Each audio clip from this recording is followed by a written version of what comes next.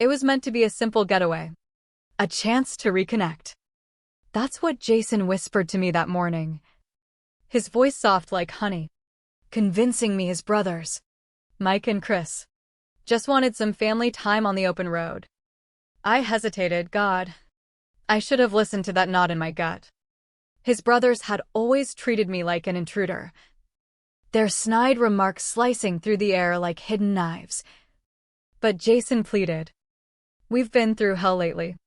Emily, this could fix us. I caved, packing a small bag with snacks and hope, sliding into the back of Chris's beat-up Ford F-150 as we hit the highway out of suburban Chicago. The drive dragged on. Miles of flat Illinois farmland blurring past, their laughter booming like thunder, excluding me with every inside joke. I sat there, squeezed against the window, forcing smiles, offering chips from my lap. Thanks, Mike muttered once. Without looking, Chris just grunted. 3 hours in, we pulled into a rundown gas station off I-55. The kind with cracked pavement and a flickering neon sign.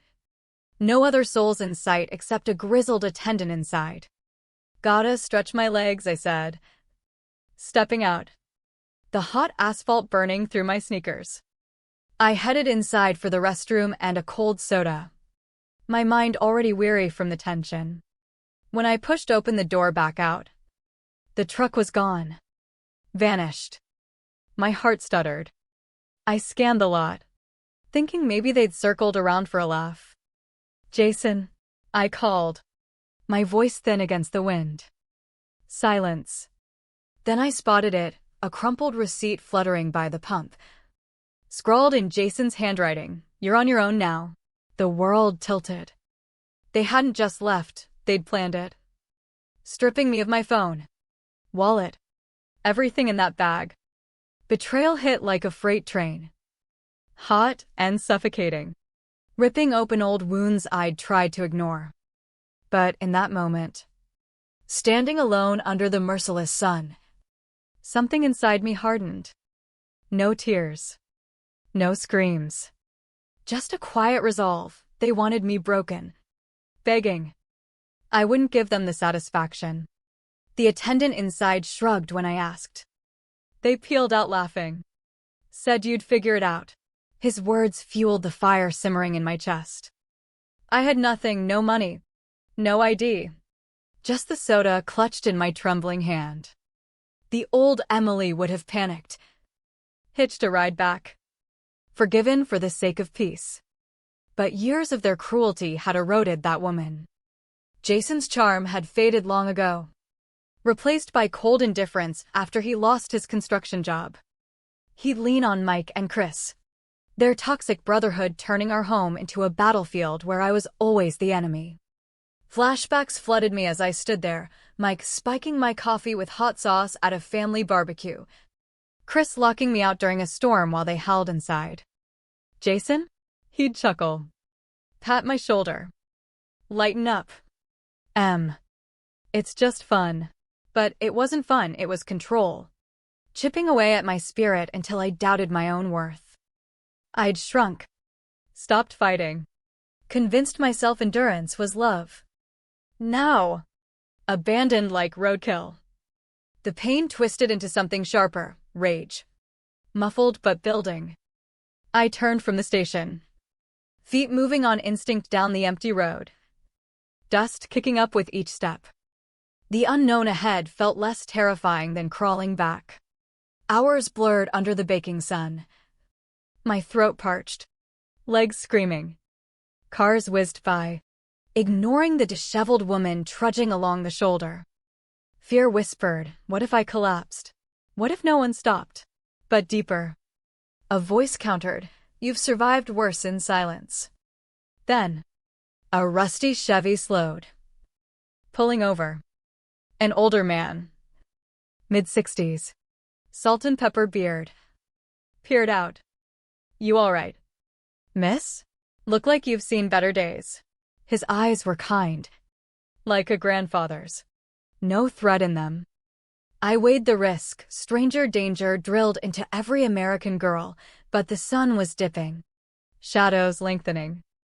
I could use a lift, I admitted. His name was Earl. A retired mechanic heading to a small town called Willow Creek. He didn't pry at first. Just offered a water bottle from his cooler. As we drove, the AC blasting cool relief, I let fragments slip, my husband and his brothers. They left me back there. Earl nodded slowly. Some folks ain't worth the air they breathe. Been married twice myself. First one taught me to walk away. He dropped me at a faded motel on the town's edge, slipping me a 20 before driving off. Pay it forward someday. The room was basic, stale air. Threadbare sheets, but it was mine. A fortress against the chaos I'd fled. That night, staring at water stains on the ceiling, the betrayal gnawed deeper. Jason's face flashed in my mind. His smirk as they sped away.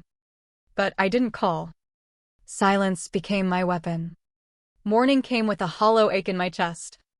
But I pushed it down. No more waiting for rescue. I asked the motel clerk about jobs. She pointed me to the local diner. A greasy spoon called Betty's with vinyl booths and the scent of frying eggs. Betty, a no-nonsense woman with a smoker's rasp, sized me up. Ever sling plates? I can learn, I said. Voice steady despite the storm inside. She tossed me an apron. Don't screw up. Days melted into a grind, wiping counters, pouring endless coffee, dodging leers from truckers. I called myself Emma, now a shield. Close enough to respond, but distant from the old me. Tips were meager. But I hoarded them. Eating scraps. Lying low. No social media. No contacts from before. The isolation hurt. But it healed too. Stripping away the layers of doubt Jason had piled on. Betty noticed the shadows in my eyes. One closing shift. As we scrubbed grills, she lit a cigarette. Running from a man? I nodded. The admission cracking something open. Left me stranded. Thought it'd break me. She exhaled smoke. Men like that expect you to shatter. Show 'em your steel. Her words stuck, fueling quiet defiance. I learned the regular's quirks, the old vet who liked his eggs runny, the single mom juggling 2 kids. In them, I saw echoes of my own pain, and helping eased mine. Months passed, the motel room felt less like exile, more like rebirth. I painted my nails for the first time in years, bought a secondhand book from the thrift store. Small acts of reclaiming myself. Back in Chicago, Jason's world unraveled in the vacuum of my absence. He'd expected hysterics. A frantic call. My return like a whipped dog. When silence stretched, panic clawed at him. He dialed the dead phone obsessively.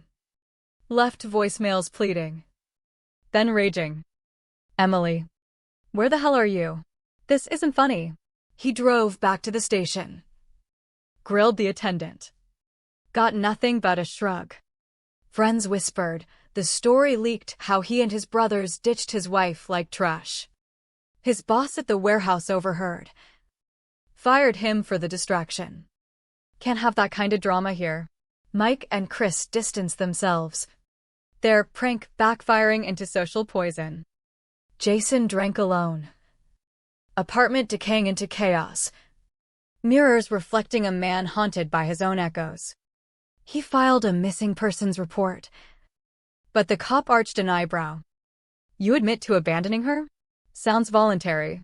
No leads. Desperation mounted. He stalked old haunts.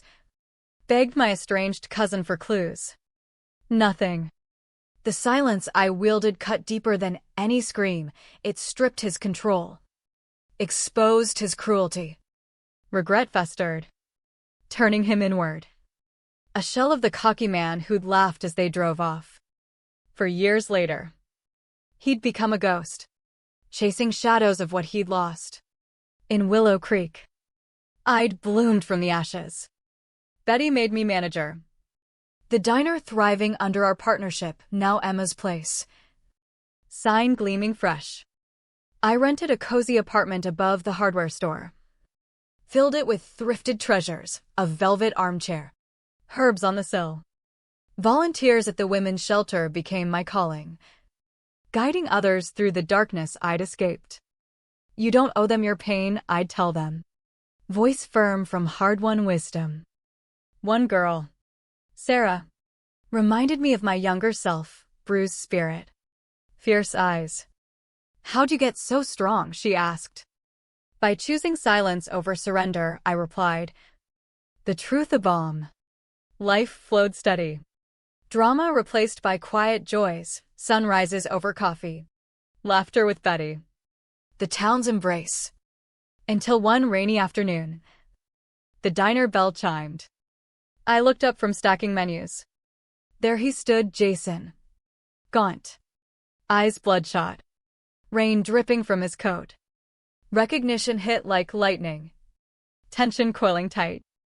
He froze. Mouth agape. Emily? The name hung heavy.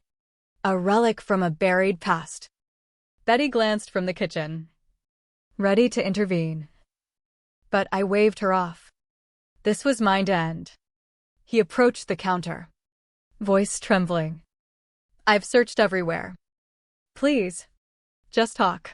I poured him coffee. Hands steady. What do you want? Jason. He collapsed onto a stool. I was wrong. Stupid.